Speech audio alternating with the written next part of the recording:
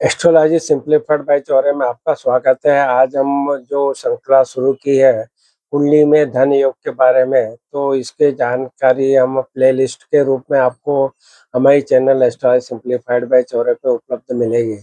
तो आज हम बात कर रहे हैं कुंडली में धन योग यानी करोड़पति बनने के योग के बारे में बात करेंगे।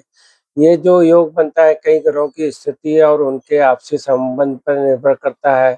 मुख्य रूप से जो दूसरा भाव जिसे हम धन का भाव और 11वां भाव जिसे लाभ का भाव कहते हैं, ये धन प्राप्ति के लिए महत्वपूर्ण है। इन भावों के स्वामियों की युति, दृष्टि या राशि परिवर्तन से धन योग का निर्माण होता है।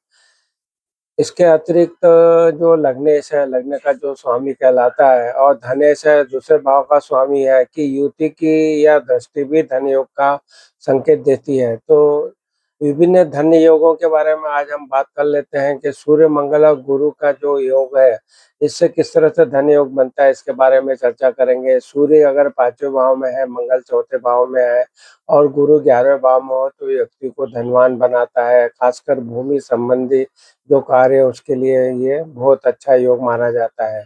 सूर्य और मंगल का योग के बारे में बात करें तो सूर्य 11वें या 10वें भाव में और मंगल 4थे या 5वें भाव में हो तो भी व्यक्ति को धनवान बनाता है। शनि और बुध और शुक्र के से बनने वाले योग के बारे में बात करें तो इन तीनों ग्रहों की युति किसी एक भाव में हो तो व्यक्ति व्यापार में बहुत लाभ कमाता है, अपार संपत्ति का मालिक बनता है। 10वें भाव के स्वामी के बारे में बात करें, अगर 10वें भाव का स्वामी वृषभ या तुला राशि में हो या शुक्र या 7वें भाव का स्वामी 10वें भाव में हो तो व्यक्ति विवाह के बाद धनवान बनता है।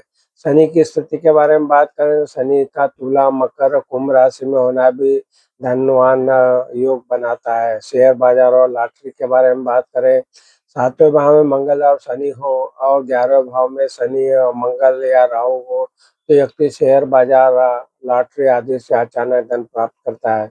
केंद्र में धन भाव के स्वामियों का योग के बारे में बात करें तो जब दूसरे भाव और 11 भाव के स्वामी केंद्र में भाग्येश के साथ युति बनाते हैं या उच्च राशि में बैठकर केंद्र में भाग्येश दशमेश के साथ युति बनाते हैं तो व्यक्ति करोड़पति बनता है। अन्य महत्वपूर्ण बातों के बारे में बात कर लेते हैं कि जब भी भाग्य का साथ के बारे में बात करेंगे, जन्म कुंडली में भाग्य का भाव जो 9वां भाव मजबूत हो और लग्नेश के साथ युति बनाए तो व्यक्ति जन्म से ही भाग्यशाली और धनशाली होता है। हस्तरेखा विज्ञान के हिसाब से देखें तो हस्तरेखा विज्ञान में धन रेखा और भाग्य रेखा का मजबूत होना भी धनवान बनने का संकेत देता है। व्यक्तिगत विश्लेषण के बारे में बात करें, इन योगों के अलावा कुंडली का विश्लेषण आवश्यक है ताकि यह समझा जा सके व्यक्ति किस प्रकार धन अर्जित करेगा और किस क्षेत्र में सफलता प्राप्त करेगा।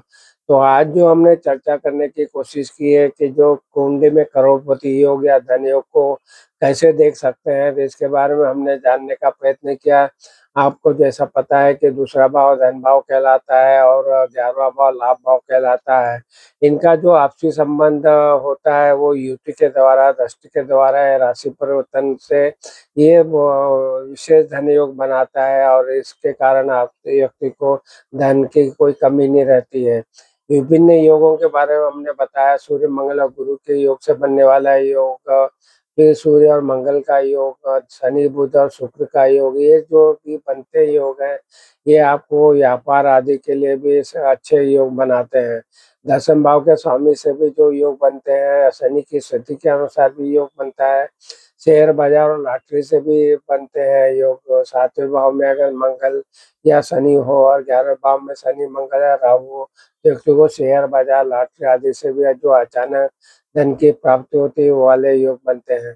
इस तरह से केंद्र में धन भाव के स्वामियों का योग बनना भी एक विशेष योग बोलते हैं। जब दूसरे भाव और 11 भाव के स्वामी के केंद्र में भाग्येश के साथ अगर युति करते हैं तो भी ये करोड़पति योग बनाता है। तो आज जो हमने जानकारी दी है, अगर ये पसंद आ रहे तो हमारे जो चैनल एस्ट्रोलॉजी सिंप्लीफाइड पे उपलब्ध जो भी वीडियो है वो प्लेलिस्ट बनी है, उनका भी आप लाभ उठाइए। आपने हमारे चैनल को अगर सब्सक्राइब नहीं किया तो ज़रूर सब्सक्राइब कीजिए, जिससे कि आपको ये जो वीडियो हम बना रहे हो आपको इमीडिएटली आपको प्राप्त होंगे। अगर आप बेल आइकन भी क्लिक करके रखेंगे तो आपको इसकी जानकारी मिलेगी। आपने हमारे वीडियो को लाइक किया, चैनल को सब्सक्राइब किया, इसके लिए आप सबका बहुत-बहुत धन्यवाद। प्रणाम, प्रणाम, प्रणाम।